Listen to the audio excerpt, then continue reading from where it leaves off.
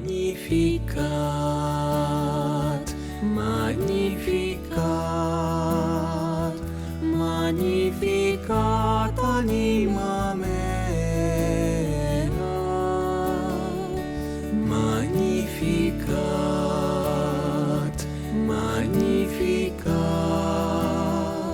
magnificat anima mea Dominum. Magnificat, magnificat, magnificat. Esta segunda reflexión de la mañana, y voy a comenzar con una lectura de la palabra. Les voy a leer a ustedes de la primera epístola a los Corintios, en el capítulo 4, desde el versículo 1. 1 Corintios 4, 1. Por tanto, que nos tengan los hombres por servidores de Cristo y administradores de los misterios de Dios. Ahora bien, lo que se exige de los administradores es que sean fieles, aunque a mí lo que menos me importa es ser juzgado por vosotros o por un tribunal humano. Ni yo mismo me juzgo. Cierto que mi conciencia nada me reprocha, mas no por eso quedo justificado. Mi juez es el Señor. Así que no juzguéis nada antes de tiempo, hasta que venga el Señor. Él iluminará los secretos de las tinieblas y pondrá de manifiesto las intenciones de los corazones. Entonces recibirá cada cual de Dios la alabanza que le corresponda. En esto, hermanos, me he puesto como ejemplo a mí y a Apolo, en orden a vosotros, para que aprendáis de nosotros aquello de no salirse de lo escrito, y para que nadie se engría en favor de uno contra otro. Pues ¿quién es el que te prefiere? ¿Qué tienes que no lo hayas recibido? Y si lo has recibido, ¿a qué gloriarse cual si no lo hubiese recibido? Ya estáis hartos, ya sois ricos, os habéis hecho reyes sin nosotros, y ojalá reinaseis para que también nosotros reináramos con vosotros. Porque pienso que a nosotros los apóstoles Dios nos ha asignado el último lugar, como condenados a muerte, puestos a modo de espectáculo para el mundo, los ángeles y los hombres. Nosotros locos a causa de Cristo, vosotros sabios en Cristo. Débiles nosotros, vosotros fuertes. Vosotros estimados, nosotros despreciados. Hasta el presente pasamos hambre, sed, desnudez. Somos abofeteados y andamos errantes. Nos fatigamos trabajando con nuestras manos. Si nos insultan, bendecimos. Si nos persiguen, los soportamos. Si nos difaman, respondemos con bondad. Hemos venido a ser hasta ahora como la basura del mundo y el desecho de todos. Palabra de Dios. Pues vamos a compartir este momento reflexionando sobre el apóstol del Señor. Esto nos envuelve a todos nosotros porque tenemos como herencia lo que Jesucristo ha hecho con sus apóstoles y cómo Él los envió. Y eso quiere decir que como ellos son las columnas sobre las cuales la iglesia ha sido construida y que aparecen también, según vio San Juan, como esos cimientos de la ciudad santa de luz, la ciudad del cielo, cada uno de los apóstoles. Entonces, cuando nosotros tenemos un conocimiento más claro de nuestra fe católica, entendemos que nosotros somos apóstoles, que nosotros hemos sido enviados, que nosotros hemos sido bautizados en Jesucristo y que nuestra vida tiene sentido, pero al mismo tiempo, miren cómo San Pablo describe a aquellos que llevan la palabra de Dios, aquellos que la testifican y aquellos que la viven, porque vivir las verdades reveladas por Jesucristo, vivir esa verdad es vivir el apostolado que Jesucristo nos reveló y que comenzó a propagarlo por medio de sus apóstoles después de su ascensión al cielo. Hay que mirar unos eventos importantes en todos estos pasos que se han dado en la pedagogía de Jesús, nuestro divino Maestro. Primero vemos los apóstoles que son escogidos con nombre propio por Jesús. Uno por uno los escogió Él mismo. Luego los vemos caminar con Él por 3 años. Después vemos que en el momento más difícil, que es la pasión del Señor, todos huyen, menos Juan, pero todos los demás se desbandaron. No tuvieron la valentía de atreverse a morir por su Maestro. Pero después ocurren cosas extraordinarias, porque cuando el Señor resucita y aparece entre ellos, Él comienza a prepararlos para darles la fuerza que necesitaban para aprender a morir por Él. Primero, en una de esas apariciones después de haber resucitado, Él le pide 3 veces a Pedro si lo ama, le pregunta, y en esas 3 veces sanaba las 3 veces que Él lo negó. Y así comienza a sanar todo con ellos. Ustedes se dan cuenta el evento de Santo Tomás, que no estaba la primera vez que Él se le apareció a los apóstoles en ese cuarto donde estaban, y cómo después en la segunda oportunidad que aparece y Tomás está ahí, viene la inmensa lección del Señor cuando le reclama diciéndole: ahora que me ves, crees, dichoso el que cree sin ver.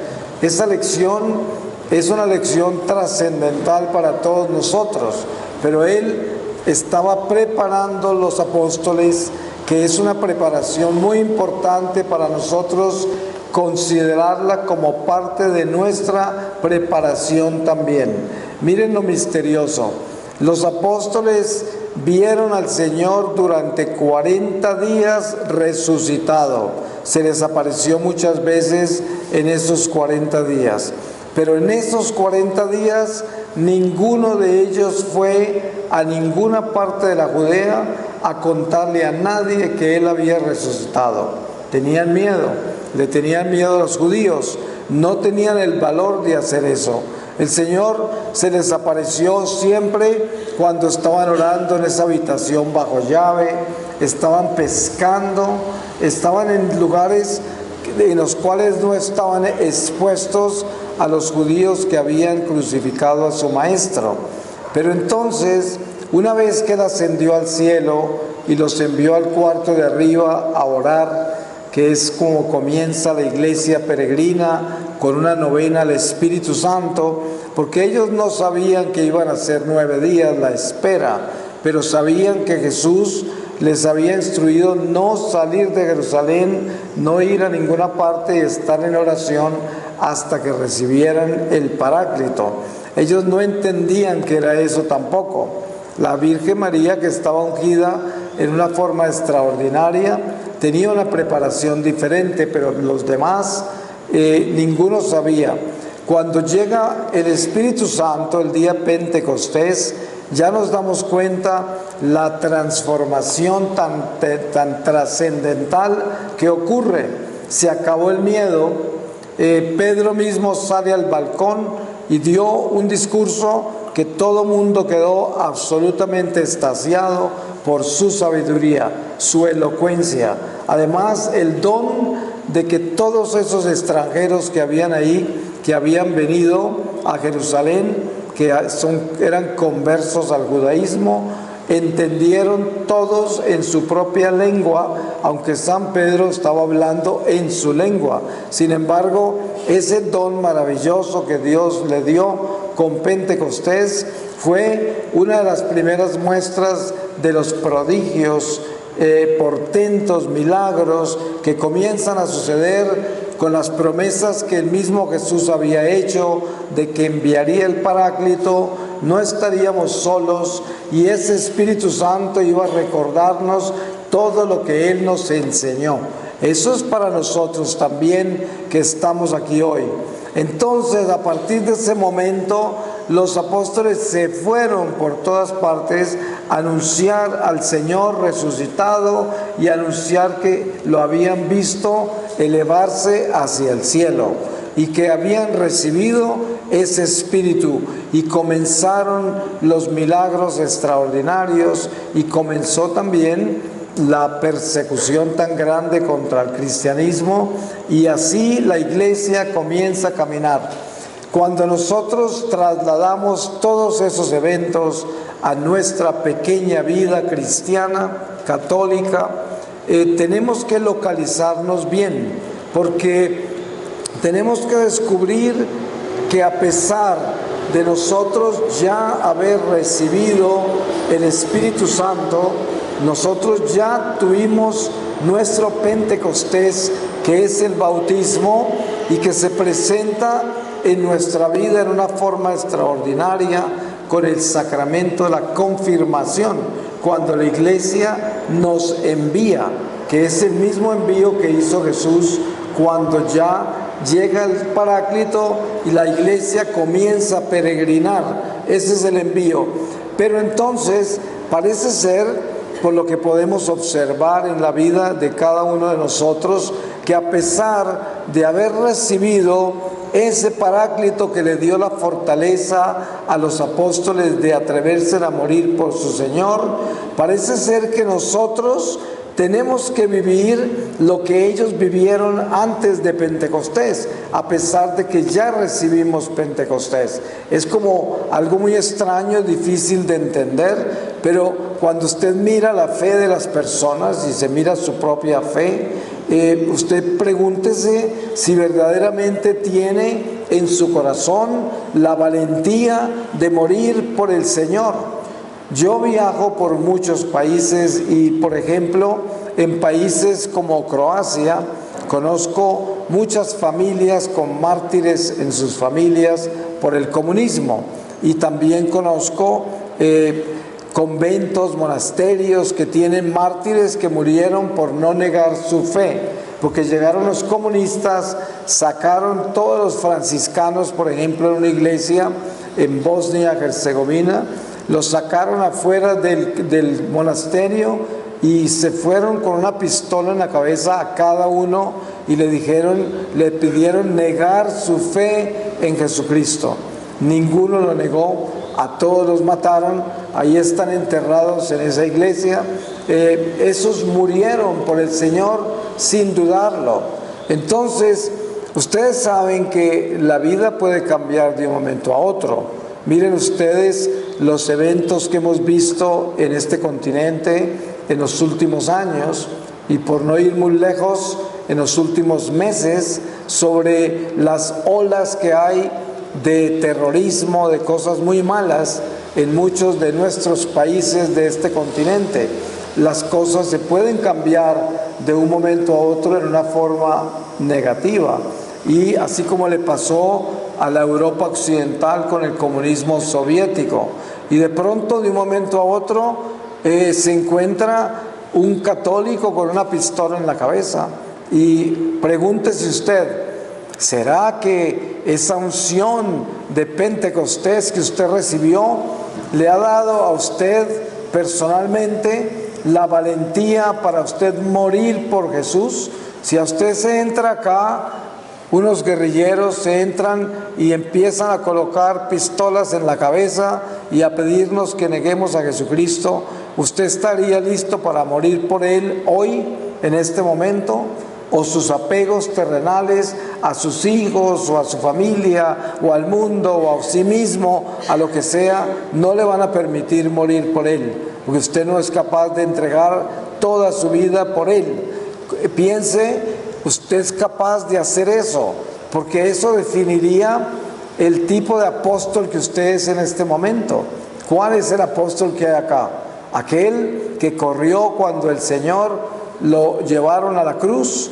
¿O aquel que salió valiente a anunciar su resurrección y que se entregó a decir todo lo que tenía que decir, aunque lo mataran, que en verdad a todos los mataron, menos a Juan, pero a Juan ya lo habían metido en una paila de aceite caliente y salió más joven de lo que lo metieron, y los romanos supersticiosos le cogieron miedo a él y lo metieron fuera en una cárcel, pero ese prácticamente también había pasado su martirio ya.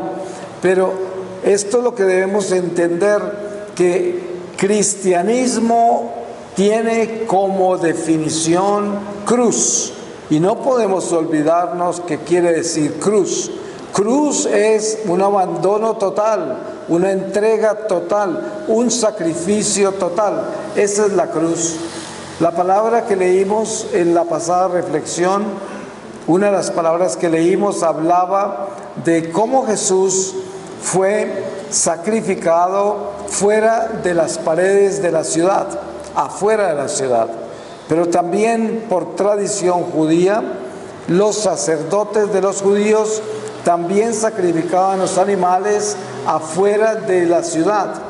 Vemos cómo Jesús escoge en Belén nacer en las afueras de la ciudad, en una pesebrera, porque no se quedó, no lo recibieron en ningún lugar.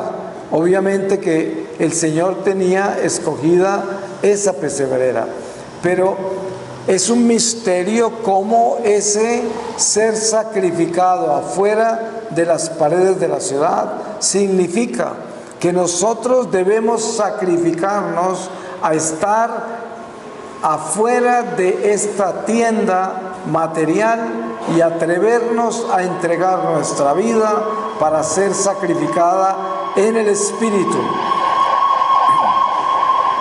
¿Qué quiere decir? Si yo muero por Jesús, eso quiere decir que yo sé que tengo vida eterna. Eso es lo que le da la valentía a un cristiano de entregar su vida, porque sabe que solo está entregando su vida temporal. Y por eso no tiene ningún inconveniente ni tiene miedo en entregar esta vida temporal en nombre del Señor, porque sabe que si pierde su vida, vivirá. En cambio, si trata de salvar esta vida, la perderá. O sea, perderá su vida eterna. Hay un caso muy bonito de las monjitas de la Visitación durante la Guerra Civil Española, que llegaron los comunistas y mataron todas las monjas de un convento, y una de ellas se hizo la muerta. Y entonces cuando ya se fueron, ella corrió para salvarse, pues, pero se arrepintió y le pareció terrible quedar viva ella y todas las demás muertas, y fue y se entregó a los comunistas y la mataron. Esto es algo muy lindo de ver cómo se mueve el espíritu y cómo por un momento ella quiso salvar su vida, pero cuando quedó sola y todas sus hermanas se habían ido, ella se dio cuenta que había hecho lo que no era y corrió a entregarse a lo que debía hacer. Y esto era el llamado del Señor, fue al martirio, pero ella se escapó por un momento. Y esto es algo que debemos tener claro nosotros en nuestra vida. Nosotros hemos sido llamados a entregar nuestra vida por el Señor.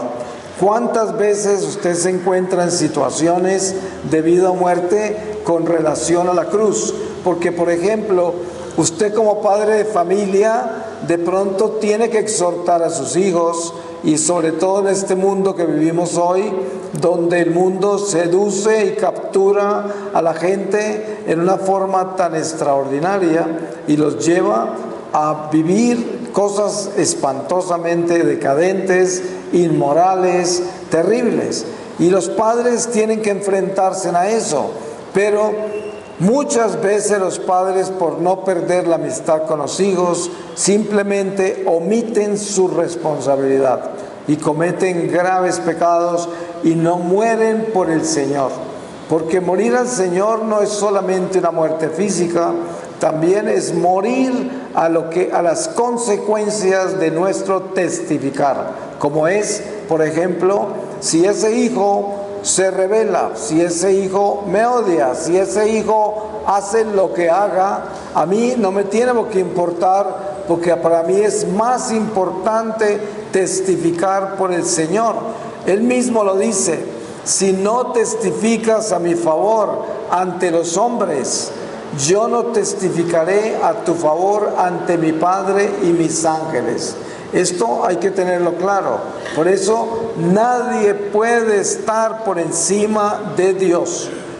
Dios primero, ese es el primer mandamiento. Si no tenemos eso claro, no estamos integrados en el Espíritu. Somos meros seres carnales. Y eso es una tristeza, porque Dios nos está dando a todos nosotros la capacidad de ser seres espirituales. Y por eso hay que tener claro ese llamado para darnos cuenta que el Señor nos está colocando todas las posibilidades de nosotros vivir nuestra fe de acuerdo a lo que Él nos está revelando, de acuerdo a la verdad. San Francisco de Asís tiene su conversión radical con escuchar el Evangelio un día y decidió hacer lo que el Señor le pedía, pero hacerlo tal como Él se lo pedía, y se fue a hacer eso, y lo hizo. Y miren que terminó estigmatizado. Esta era una época de la iglesia que estaba en crisis, la iglesia, y contribuyó a ese cambio en la iglesia en ese tiempo de la historia. Y la historia de Francisco no es nada diferente a nuestra historia.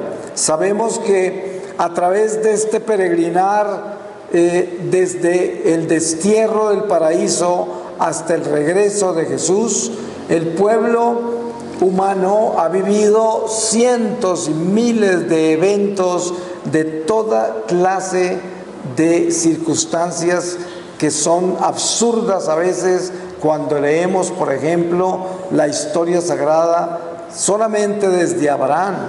Es increíble todas las batallas, todo lo que la humanidad vive, y sobre todo la forma en que Dios nos demuestra que siempre ha caminado con nosotros a pesar del destierro.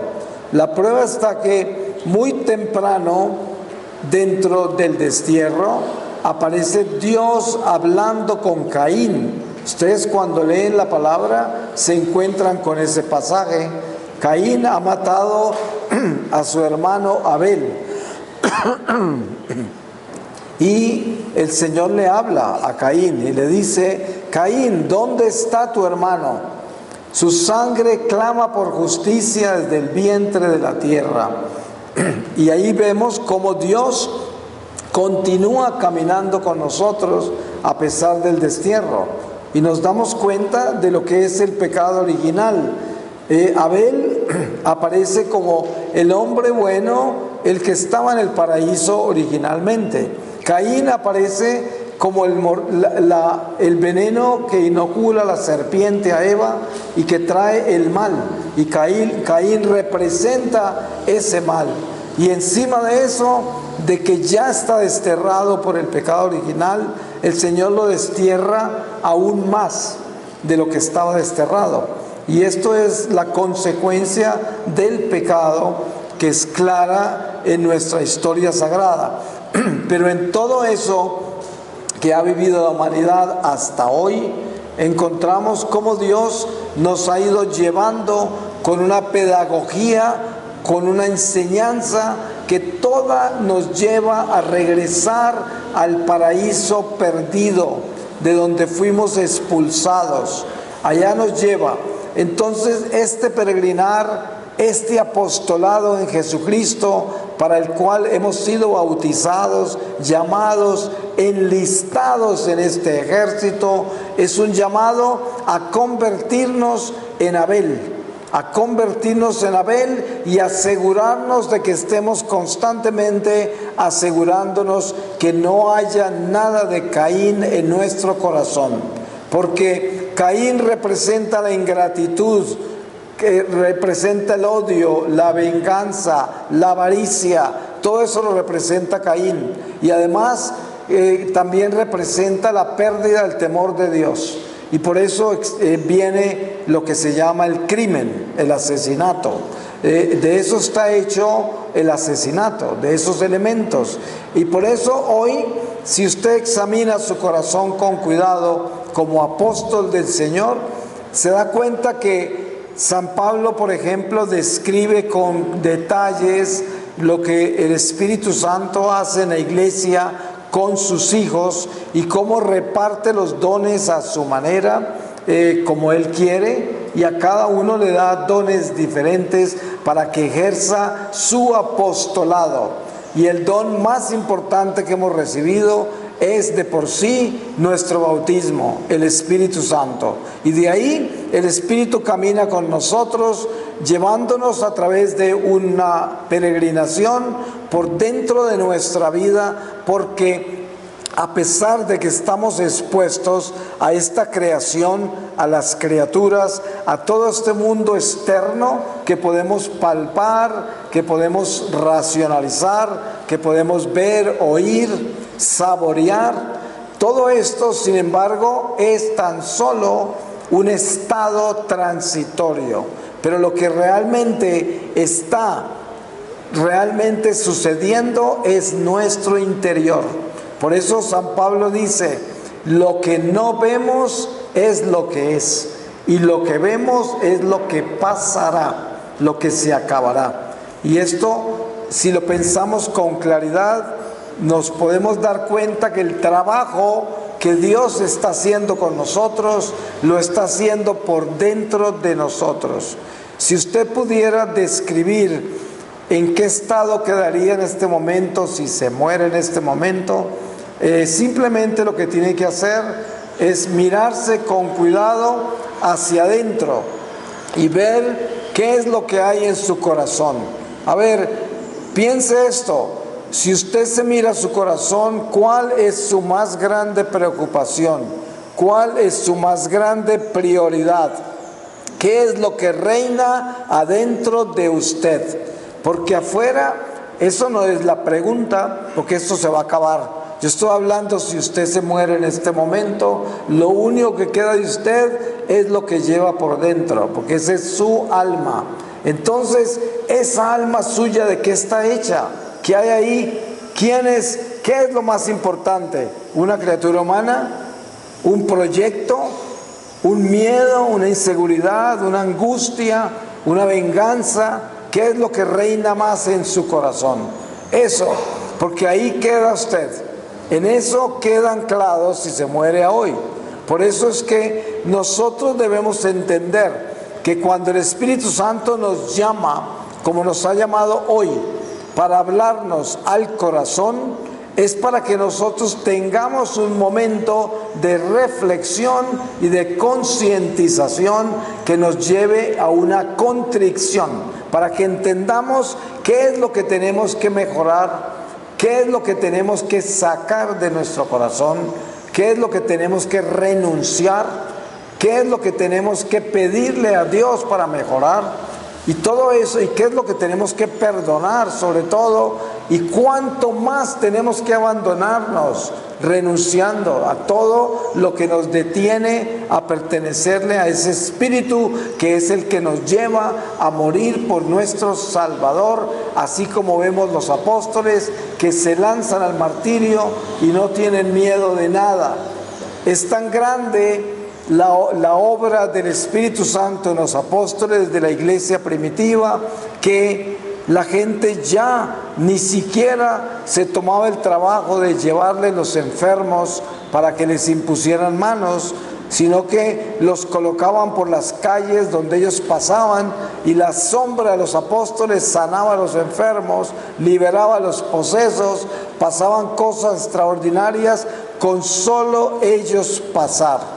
Y miren, hay algo increíble en nuestra vida con relación al Espíritu Santo.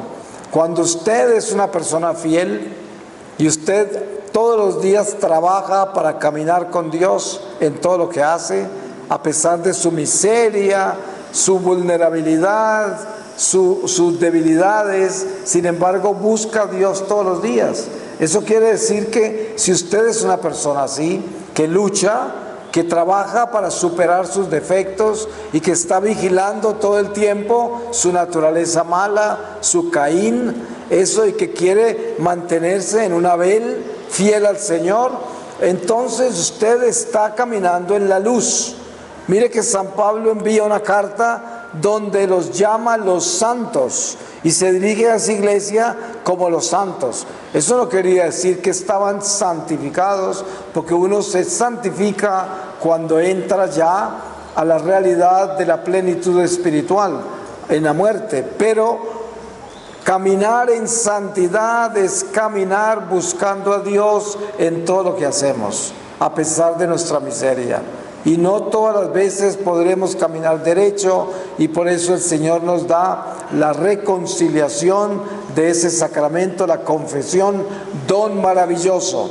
Pero cuando usted mira con cuidado ese caminar suyo, se da cuenta que una persona que camina así como lo acabo de describir yo, está bajo la luz de Dios. Cuando una persona así pasa, muchas personas se sanan y ocurren cosas maravillosas que ni esa persona sabe hasta que no muera y se aparezca al frente del Señor y le muestre todas las obras que Él hizo a través de usted por ser fiel. Porque miren que las cosas más grandes que ocurren en nuestra vida no las sabemos, porque Dios no permite necesariamente que sepamos lo que sucede con lo que hacemos. Él quiere que nosotros seamos fieles a Él, que estemos caminando bajo la luz, y que a través de ese caminar bajo la luz, Él actúa en nosotros y nosotros somos sus instrumentos, y Él está haciendo todo el tiempo su obra y realizando la misión para la cual nacimos. Porque la misión para la cual nacimos nosotros como católicos es ser instrumentos eucarísticos de reparación. Esa es nuestra misión. No somos más que eso, porque cuando nosotros entendemos esto tan sencillo, pero tan trascendental, entonces nos damos cuenta que para poder ser esos verdaderos instrumentos eucarísticos, se necesita estar preparado para comulgar perfectamente confesado.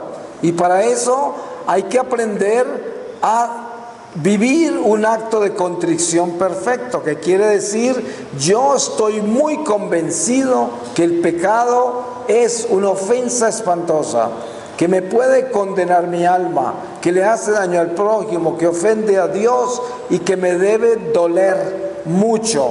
Esa es la contrición, porque es muy fácil vivir una vida de eventos religiosos donde nos confesamos, comulgamos, oramos, caminamos con la iglesia, pero no sentimos nada, no sentimos el miedo de las consecuencias de nuestros pecados, no sentimos el temor de haber ofendido a Dios, haberle hecho daño al prójimo, haber expuesto nuestra alma a condenarse. No sentimos nada de eso. ¿Por qué? Porque no hay una contrición perfecta, y eso a veces significa simplemente, en pocas palabras, purgatorio, porque entonces vamos a tener que aprender a descubrir el dolor de las consecuencias de nuestros actos en el fuego del Señor. Por eso San Pablo explica que al final de esta vida nosotros tendremos que estar expuestos al fuego del amor de Dios, y dependiendo de con qué materiales construimos nuestras obras, Así podremos resistir o no la fuerza de ese fuego del amor. Algunos no construyeron con materiales muy finos y que sus obras quedarán en cenizas, pero advierte, no como quien se condena, pero como quien pasa por el fuego. Ahí habla del purgatorio. Y por eso estas obras nuestras tienen que ser obras muy finas. ¿Cómo es una obra fina? Miren, usted tiene hijos, por ejemplo. Usted no puede nunca educar a esos hijos, cuidar de esos hijos, tener esos hijos, esperando nada de esos hijos, esperando retribución, aprecio, todas estas cosas humanas, porque eso es un amor imperfecto. ¿Cómo sería la obra perfecta de unos padres que verdaderamente caminan con Dios? Amor incondicional. Doy sin esperar. Por lo tanto, mis hijos hagan lo que hagan, yo no les cargo su ingratitud, si es que en un momento dado lo son. Yo no les cargo sus defectos por todos los que tienen, sino que yo vivo con ellos amándolos sin esperar nada. Eso es un amor incondicional. Eso se llama una obra fina, con materiales finos, que resistirán el fuego del amor de Dios al final de esta vida. Ahora, cuando usted da algo, usted tiene que asegurarse que lo da con materiales finos. ¿Cómo se da algo con materiales finos? Se da y no se espera nada de lo que se da. En esa forma se da incondicionalmente. Ustedes saben que hay gente a veces que con mucha humanidad se quejan de todo lo que han dado y no les han agradecido y no los han reconocido, y hasta se ofenden con la gente a quien le dieron, porque son unos ingratos. Ya nunca más les vuelvo a dar nada, ya nunca más los vuelvo a ayudar, ya nunca más vuelvo a hacer nada por ellos, porque esos son unos ingratos. Y lo que sucede es que eso fue una obra con materiales baratos, y por eso esa obra no tiene vida, y ante el Señor no pasará el fuego de su amor. Y así podemos hacer una lista muy grande de todos estos eventos, de las obras de nuestra vida que pasarán por el fuego del amor de Dios al final de esta vida. Pero para resumir, lo que realmente tenemos que hacer como apóstoles, que somos bautizados para este apostolado cristiano de nuestra fe, tenemos que tener claro de que nosotros hemos sido enviados. Miren, por eso hablaba yo de que las obras más importantes que se logran durante nuestra vida no las conocemos, porque las hace Dios por medio de nosotros cuando somos fieles. Por eso es que es importantísimo entender lo que es la pequeñez, la sencillez, la humildad. Jesús habla de que solo los pequeños entrarán al reino de Dios. Y se está refiriendo a esa levadura que Él le dijo a los apóstoles que evitaran. Él hablaba de la levadura de los fariseos. Los apóstoles todavía no habían recibido Pentecostés y no entendían de qué hablaba el Señor. Ellos seguramente pensaban que estaba hablando de que los fariseos comían mucho pan o quién sabe qué, pero la realidad, esta levadura a la que él se refería era al orgullo, a la pretensión, a la autosuficiencia, a la vanidad de los fariseos. Y entonces esos pequeñitos de los que habla el Señor, y esa condición de ser pequeño es el atrevernos a sacar toda la levadura que tenemos en nosotros. ¿Y cómo sacamos esa levadura? Muriendo a sí mismos. Eso quiere decir disminuyéndonos. ¿Usted se da cuenta cómo es de grande una persona orgullosa? Esa persona orgullosa no cabe en la silla que se sienta y está pendiente de todos, asegurándose que todos están pendientes de él o de ella. Son muy grandes. El orgulloso es inmenso, muy grande. Ese no cabe por la puerta estrecha del cielo, porque precisamente uno jamás se debe sentir de que uno tiene absolutamente ninguna importancia de ninguna naturaleza. Por eso el Evangelio habla de siempre evitar sentarse en los lugares más distinguidos, buscar aparentar, ser el mejor. Y por eso nos coloca el ejemplo del fariseo y el publicano, y cómo ese fariseo estaba adelante en el templo y se estaba ufamando de toda su grandiosidad y hablando mal de ese publicano, y ese publicano no se atrevió ni a entrar bien al templo y estaba avergonzado de sus pecados, de su miseria, y a ese era al que el Señor estaba escuchando. A este fariseo estaba en problemas con el Señor, y precisamente el llamado más importante de este apostolado del que estamos hablando es encontrar nuestro defecto espiritual, que es el que nos evita que nosotros seamos esos apóstoles de la luz, que evita de que nosotros seamos verdaderamente instrumentos eucarísticos de reparación. Porque qué desperdicio más grande que es vivir esta vida nuestra como católicos cuando se está viviendo una plena y mera religiosidad que la vivimos solo para nosotros. A veces el católico que es sincero en un momento dado se da cuenta que toda su vida de católico la vivió solo para sus intereses terrenales, para sí mismo y para su familia y sus seres queridos, y nada más. O sea que utilizó la religión para un beneficio personal y no para glorificar a Dios. Con eso usted puede descubrirlo revisando sus oraciones. Mire usted sus oraciones. Dios quiere que nosotros le contemos nuestra miseria, nuestras necesidades, lo que nos aqueja. Claro, es un Padre bueno, pero al mismo tiempo Dios quiere que nosotros anhelemos trascender esta vida a la otra. Dios quiere que nosotros entendamos que lo más importante de esta vida terrenal es que podamos salir de acá.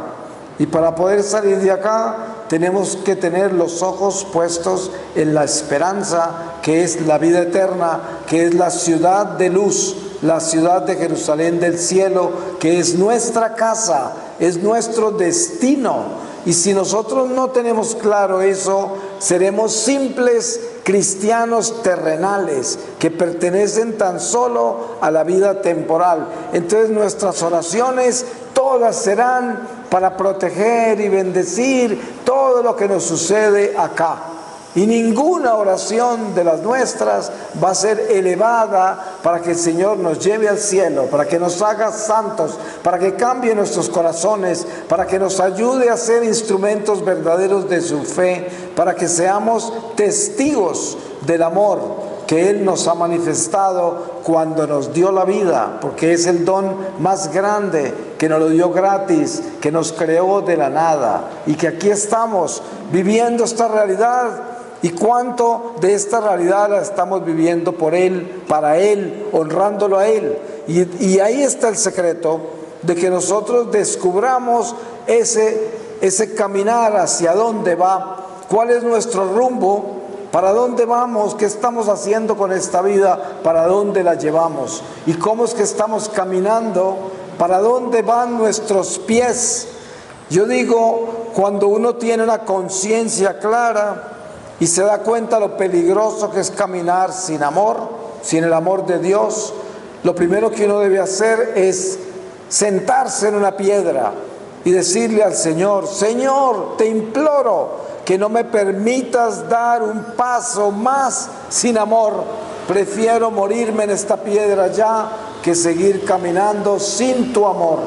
Eso sería un acto de contrición perfecto, porque yo diría, no confío en nada de lo que yo hago, no confío para dónde van mis pies, no confío en mis pasos, porque estos pasos no llevan tu amor y yo no quiero caminar así. Y es importante corregir nuestros pies, es importante corregir nuestro rumbo, es importante saber para dónde vamos y qué estamos haciendo con esto que Dios nos dio, que es nuestra vida y nuestra iglesia, nuestra fe, porque de eso estamos hechos nosotros y por eso estamos acá hoy, porque el Señor nos hizo para Él y porque el Señor nos está hablando y quiere que seamos para Él y que en nuestro corazón tengamos la conciencia de que nuestra vida debe estar en Él porque Él es el Señor. Miren que hubo algo que yo no entendí recién que yo entré en este rescate que el Señor tuvo de mi vida. Y fue que yo no entendía por qué había que adorarlo a Él, si Él no necesitaba nada de nosotros. Y yo dije, pero Señor, ¿por qué tenemos que adorarte? Si es que tú no necesitas nada y nosotros somos tus criaturas que tú creaste, ¿de dónde sale esto de adorarte? Y el Señor me mostró con claridad que la razón por la cual lo debemos adorar a Él es para asegurarnos de que solo lo adoramos a Él y no adoramos nada más, y en esa forma vivimos en la verdad porque Él es el único que es. Nada ni nadie es sino Él. Entonces cuando lo adoramos estamos adorando al único que es, al Dios que nos creó, a la verdad. Por eso lo adoramos así, nos unimos a Él, nos atamos a Él, nos mantenemos en Él. Y de ahí viene lo importante y trascendental que es la adoración al Santísimo. Miren, ustedes tienen la gracia de tener esa bendición acá, donde pueden adorar al Santísimo en una forma extraordinaria, porque a través de la capilla de adoración perpetua, de la adoración eucarística. Esto es un regalo inmenso para su familia, para la iglesia, para este mundo oscuro y perverso. Y todo esto descansa en la realidad de nuestra fidelidad. Debemos hacer el esfuerzo de ser pequeños, porque con ser seres sacramentales, fieles a Dios como católicos sencillos, es suficiente para que el Señor haga las obras más maravillosas a través de cada uno de nosotros en el silencio y la pequeñez de nuestra vida.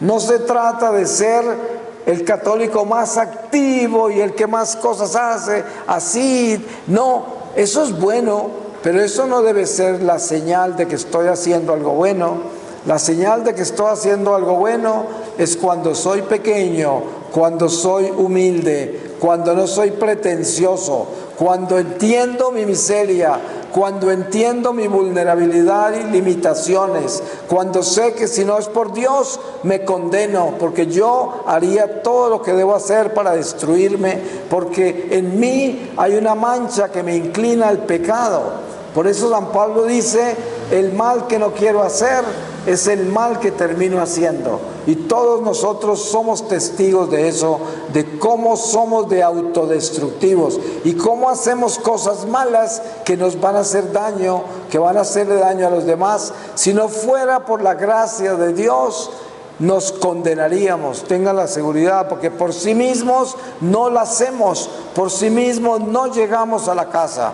Entonces tenemos que glorificarlo, tenemos que darle gracias todos los días, tenemos que unirnos cada vez más a Él, porque nosotros somos criaturas débiles, criaturas muy limitadas, muy vulnerables, pero en Él está nuestra fortaleza.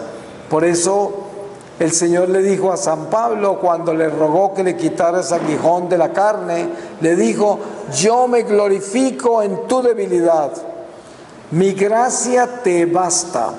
Esto es importante de entender, porque eso somos nosotros. Tenemos esas debilidades espantosas, pero lo importante es que nosotros odiemos esas debilidades y esas flaquezas y que las podamos atar y llevarlas al confesionario para que el Señor nos ayude y podamos caminar en Él y fortalecernos en Él, porque Él es nuestra fortaleza y nosotros somos la debilidad.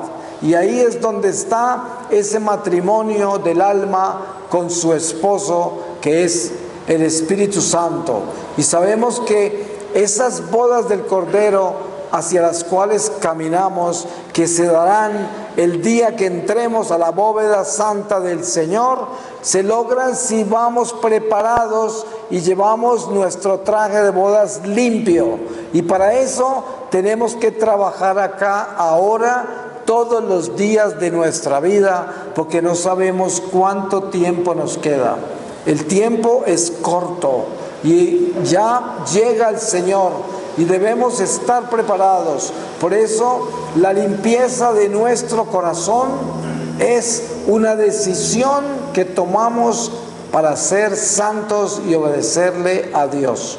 Voy a pedirle al Señor su palabra y les voy a leer del Evangelio según San Mateo, capítulo 1, desde el versículo 18, y dice: José asume la paternidad legal de Jesús. El origen de Jesucristo fue de esta manera.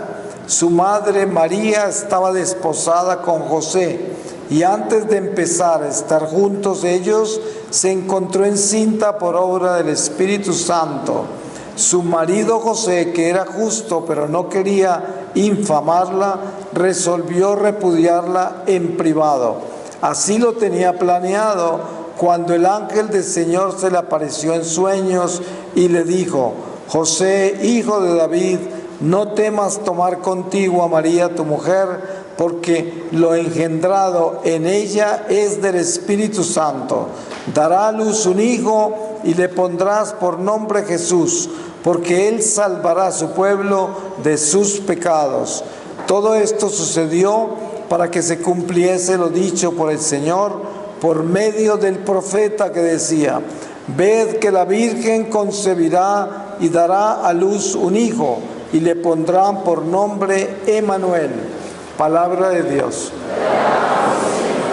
Pues le damos gracias a Dios y lo bendecimos porque es bueno y misericordioso, y sobre todo porque nos suena la campana en medio del camino para que nos despertemos y para que nos demos cuenta lo importante que es ser de Él y vivir para Él todos los días de nuestra vida hasta que nos llame. Amén.